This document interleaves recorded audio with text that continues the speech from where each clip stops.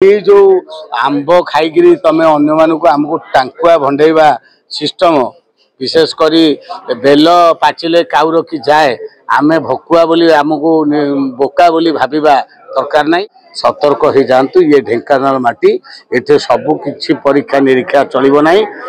भयंकर आंदोलन हम किछि दिन तले जिला प्रशासन एवं टाटा कर्तृपक्ष गोटे मिनी मैराथन कपिलास करिए बोली आसंता जनवरी 10 को दिन स्थिर कले जर्सी उद्घाटन कले।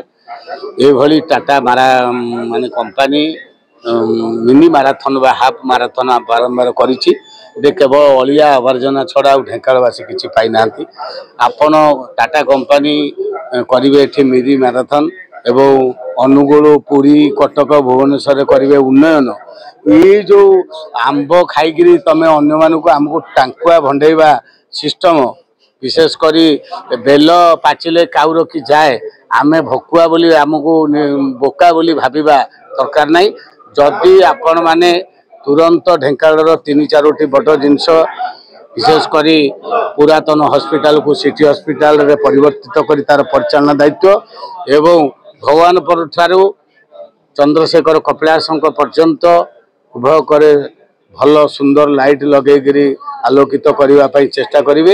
एवं आम जिला प्रशासन माध्यम हो जेकोसी माध्यम एमपी एमएलए मंत्री माध्यम आप आसतु आलोचना करूँ ना टाटा कंपनी को सबु प्रकार विरोध करा टाटा विरुद्ध में दुर्बार आंदोलन हम। टीपीसी ओडीएल जो स्मार्ट मीटर कथा जो व्यवस्था परिचालन करने षड्यंत्र करुच्ची सतर्क हो जातु। ये ढेंकानाल माटी एठे सबु किछि परीक्षा निरीक्षा चलिबो नहीं। भयंकर आंदोलन हम।